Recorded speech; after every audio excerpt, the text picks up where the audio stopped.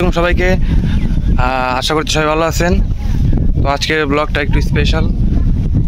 আজকে আমি খুবই সুন্দর একটা জায়গায় ঘুরতে এসেছি। দেখুন জায়গাটা কিন্তু অনেক সুন্দর, একদম প্রকৃতির মাঝখানে চলে এসেছি। তো আপনারা যারা এরকম জায়গায় ঘুরতে চান চলে আসতে পারেন। খুবই সুন্দর জায়গা, জায়গাটা এতটাই সুন্দর যে আপনারা সবাই মুগ্ধ হবেন।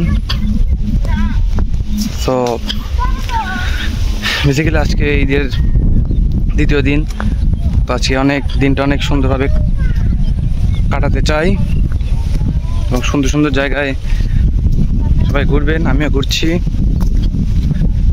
আশা করছি সবার ভালো লাগবে আর সবাইকে ঈদ মোবারক জানাচ্ছি।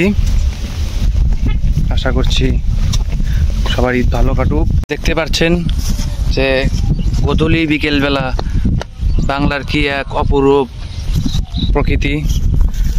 চারপাশের পরিবেশটা একবার দেখুন, খুবই সুন্দর এবং খুবই চমৎকার। তো দেখতে পাচ্ছেন যে আকাশ অনেক মেঘলা, হয়তো বৃষ্টি নামবে, কিন্তু খুবই সুন্দর একটা ওয়েদার। তো এই জন্যই হয়তো কবি বলেছেন যে সুজনা সুফলা শস্য শ্যামলা আমাদের এই বাংলা।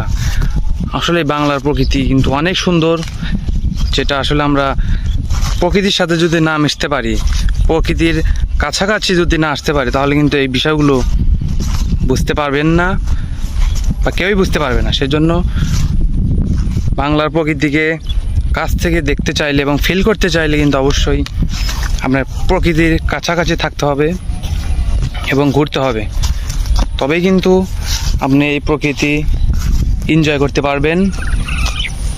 সত্যি বাংলার প্রকৃতি এক অন্যরকম এক অনুভূতির সৃষ্টি করে। এই যে বাতাস, তো আমরা যারা শহরে থাকি তারা কিন্তু এরকম সচরাচর কিন্তু এরকম সুন্দর ফ্রেশ বাতাস বা এরকম আবহাওয়া কিন্তু আমরা দেখতে পাই না। আপনারা যখন গ্রামে যারা ঘুরতে আসবেন তারা কিন্তু একদম প্রকৃতির যে আসল রূপ এবং এর যে সৌন্দর্য সেগুলো কিন্তু আপনারা ফিল করতে পারবেন এবং খুবই ভালো লাগবে এবং মন একদম ফ্রেশ হয়ে যাবে, অনেক ভালো লাগবে।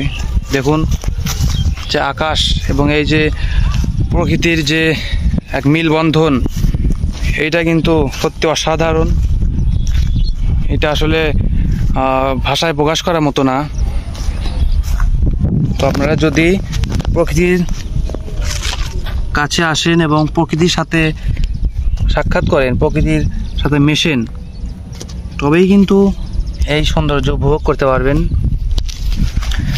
তো গাইস, আপনাদের সবাইকে আমি অনুরোধ করব, আপনারা সবাই প্লিজ বাংলার প্রকৃতি কাছ থেকে দেখবেন, এনজয় করবেন এবং এর যে সৌন্দর্য সেই সৌন্দর্যটা আপনারা উপভোগ করবেন।